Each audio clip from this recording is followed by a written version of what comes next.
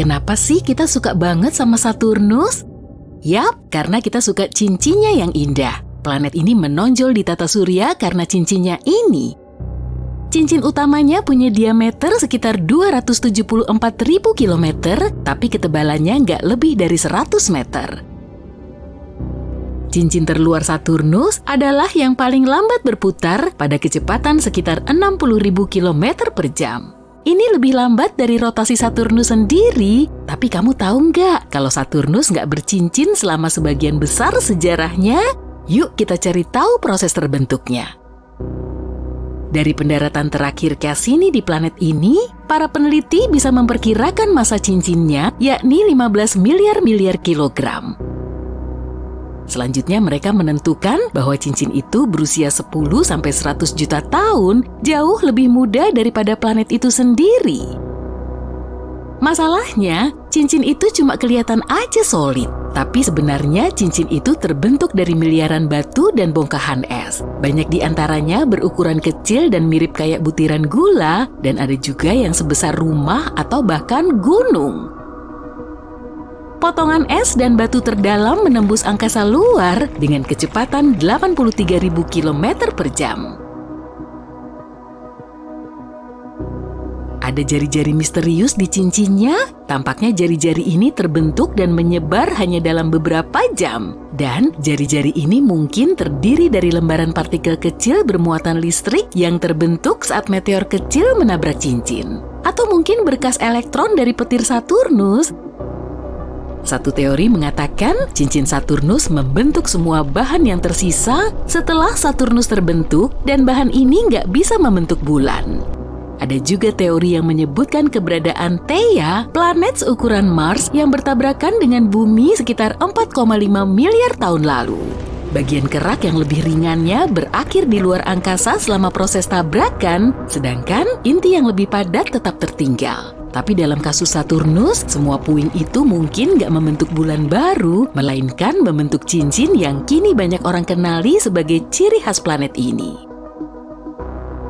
Teori lain mengatakan cincin ini terbentuk dari debu dan puing-puing bulan yang akhirnya hancur oleh benturan besar, mungkin oleh asteroid atau komet. Atau mungkin cincin itu terbentuk karena pernah ada bulan yang hancur akibat gaya pasang surut yang bersumber dari planet induknya sendiri.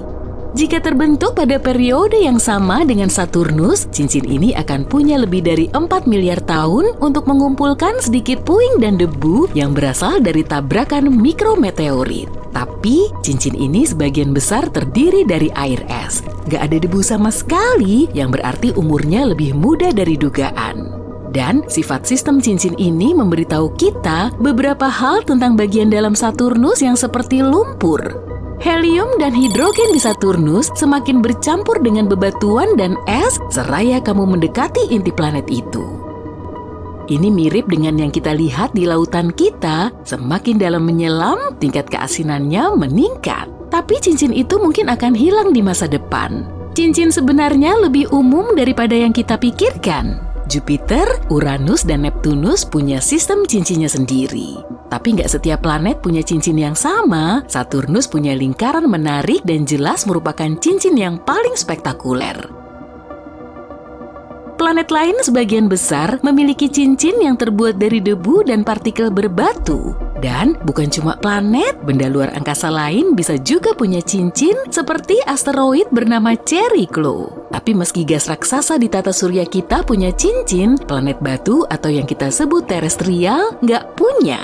Dan satu teori mengatakan mungkin ini terjadi karena planet-planet gas yang berada di area luar tata surya melindungi planet-planet berbatu yang terbentuk di tata surya bagian dalam dari semua tabrakan yang mungkin bisa membentuk cincin di sekitarnya.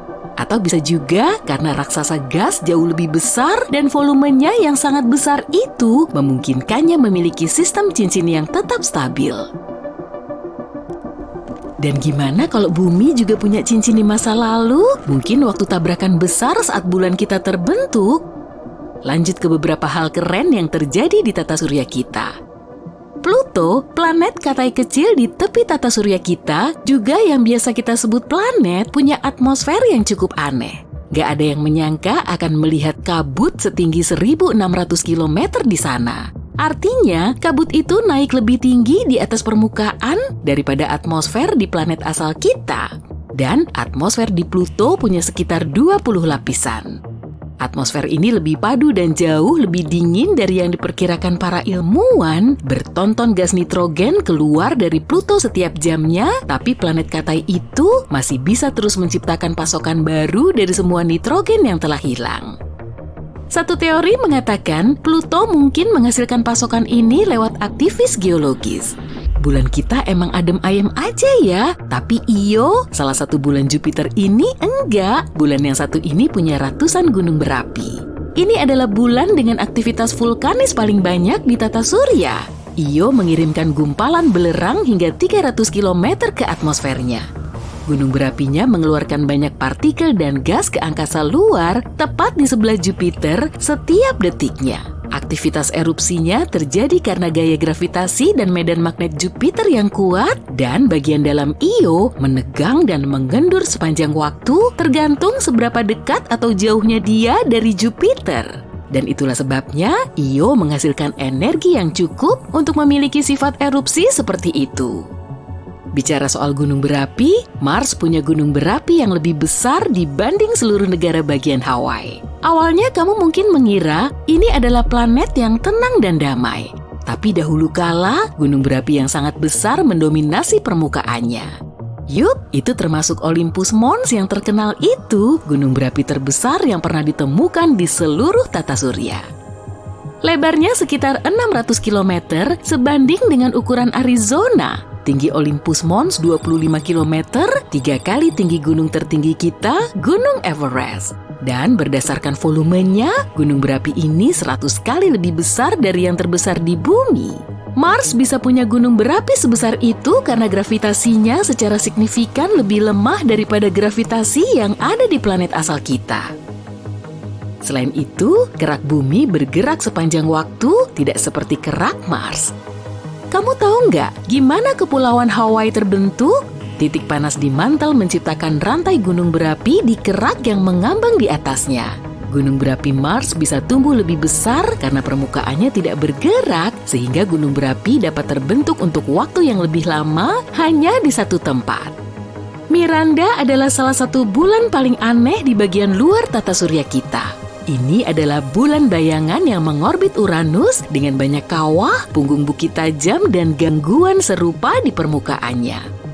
Biasanya, relief sejenis ini menggambarkan suatu daerah tertentu yang dulunya punya banyak aktivitas vulkanis. Tapi di Miranda nggak begitu. Selain itu, bulan ini terlalu kecil untuk menghasilkan aktivitas tektonik, elemen lain yang bisa membentuk permukaan sejenis ini.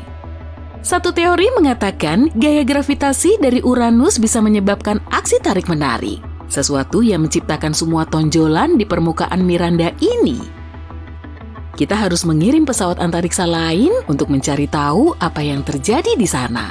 Kita semua terbuat dari debu bintang, 97% atom penyusun kita sama dengan materi galaksi kita. Blok pembangun kehidupan adalah istilah yang kita gunakan untuk sekelompok elemen yang penting bagi kehidupan di bumi. Coba deh arahkan pandanganmu ke langit sana. Lihat titik kecil berwarna kuning itu kan? Nah, itulah Titan, satelit alami terbesar di Saturnus ini. Merupakan bulan terbesar kedua di tata surya kita. Dan kemungkinan Titan menjadi satu-satunya tempat di tata surya yang mengandung air, selain di bumi tentunya. Titan juga punya atmosfer pelindung untuk menjaganya dari radiasi matahari dan sinar kosmik. Sama seperti bumi, ibarat rumah, Titan perlu banyak sekali bebatuan untuk menjaga kelangsungan hidup. Oke, kencangkan sabuk pengamanmu ya. Kita akan segera terbang menuju ke sana. Waktu tempuh yang sebenarnya tentu sangat lama, tapi kan ada YouTube. Nah, sampai juga di Titan. Ukurannya memang sedikit lebih besar dari bulan kita, tapi bobotnya jauh lebih besar, bahkan melebihi Merkurius loh. Artinya, gravitasi Titan masih cukup lemah. Beratmu di sini akan 7 kali lebih ringan daripada di bumi. Saat sedang berolahraga di gym dekat rumah, mungkin kamu bisa mengangkat beban 70 kg, tapi di Titan, kamu bisa lebih strong karena sanggup mengangkat 450 kg. Wah, mantul abis! Permukaan Titan hampir seluruhnya diselimuti es dan diselingi gunung kecil, kawah, serta beberapa cryovolcano. Gunung ini sebetulnya sama seperti gunung api biasa kok, hanya saja tidak menyemburkan lava. Material yang dimuntahkannya berupa air, es, amonia, dan metana. Ada juga danau dan awan. Kalau di bumi kita, mirip seperti tebing lah, tapi ada sedikit perbedaannya nih. Di Titan, semuanya tertutup oleh kabut tebal. Kadang, hujan metana beku juga mengguyur permukaannya. Di bumi, kita memanfaatkan metana sebagai bahan bakar karena mudah terbakar. Tapi di Titan, tidak ada oksigen. Kita tidak bisa menyalakan api di satelit berbatu ini. Nah, karena tidak ada oksigen, kamu perlu memakai masker oksigen. Di sini tak perlu pakai baju luar angkasa seperti di bulan kok, karena atmosfernya lebih kuat. Tapi kamu membawa mantel tebal kan? Siap-siap lo ya, karena sebentar lagi udaranya akan sangat dingin. Suhunya bisa mencapai minus 185 derajat Celcius. Di bumi saja, suhu terdinginnya cuma sampai minus 90 derajat Celcius. Itu pun terjadi di kutub selatan. Suhu di Titan sangat dingin karena lokasinya sangat jauh dari matahari. Jaraknya hampir mencapai 1,4 miliar kilometer. Kabut dan atmosfer pekat menghalangi sinar matahari yang memancar ke permukaannya. Kondisinya terkesan ekstrem ya, tapi jangan salah, makhluk hidup bisa bertahan di mana saja. Misalnya saja bakteri Deino. Nama latinnya panjang banget. Organisme ini bisa bertahan hidup meski berada di tempat yang sangat dingin dan terpapar radiasi. Bahkan bisa hidup selama setahun di luar angkasa, lebih tepatnya di bagian luar Stasiun Luar Angkasa Internasional. Stasiun luar angkasa memang tidak ada apa-apanya dibandingkan Titan, apalagi kalau kita menelisik satelit alami ini secara lebih mendalam. Banyak ilmuwan yang meyakini ada lautan luas di bawah permukaannya. Gravitasi Saturnus membuat inti Titan agak panas. Di lautan tersebut juga terdapat amonia. Senyawa ini seperti anti bekunya Titan. Selama airnya tidak membeku, makhluk hidup akan bisa bertahan hidup. Jadi, ada apa saja di bawah sana? Sebetulnya, para ilmuwan sudah menemukan bukti nyata kalau di permukaan Titan terdapat kehidupan. Nah, coba lihat mikroskop ini. Inilah C3H2 yang ditemukan oleh sekumpulan perangkat berantena aneh di gurun Chili. Sebanyak 66 antena diarahkan ke langit menuju titik yang sama. Molekul C3H2 bisa berperan sebagai pembentuk DNA yang merupakan kode kehidupan. Sebagian orang menganggap molekul ini sudah ada di planet kita sejak miliaran tahun lalu, saat kehidupan baru dimulai. Mereka memastikannya menggunakan probe yang benar-benar mendarat di Titan. Rupanya, antena di gurun itu benar.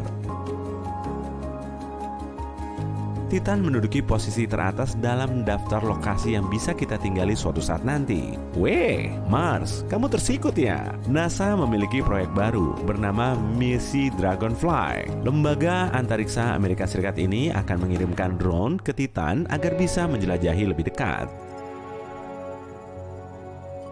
Misi ini akan diluncurkan 6 tahun lagi, dan roketnya akan mencapai satelit Saturnus ini 9 tahun kemudian. Jadi, kita masih perlu menunggu lama nih, sebelum akhirnya bisa angkut-angkut barang menuju Titan. Setelah mendarat di permukaan Titan, drone Dragonfly akan terbang berputar-putar seperti helikopter ganda. Drone ini akan punya 8 baling-baling selebar hampir 1 meter. Meskipun lemah, gravitasi di Titan cukup bisa kok membuat drone-nya melesat dengan mulus. Dragonfly akan mampu terbang sejauh 2,3 km, lepas landas dan mendaratnya secara vertikal, sama seperti helikopter biasa. Tapi, masalah utamanya terdapat di baterai drone. Para ilmuwan menemukan generator yang bisa mengubah energi radiasi panas menjadi energi listrik. Ya, pokoknya gitu deh. Dalam sekali cas, diperkirakan bisa dipakai untuk terbang non-stop selama beberapa jam. Dragonfly akan mengangkut banyak peralatan yang dipakai untuk melakukan penelitian. Jadi, bentuknya akan sangat berbeda dari drone yang biasa kita terbangkan di taman saat weekend. Beratnya saja setara dengan total berat 3 ekor burung unta. Drone ini juga akan punya 2 drill, sejumlah sensor, alat spektro untuk mencari bahan kimia yang terdapat di Titan. Selain itu, Dragonfly akan dilengkapi dengan saluran cuacanya sendiri, beserta ribuan instrumen untuk mengukur suhu, awan, dan lain-lain.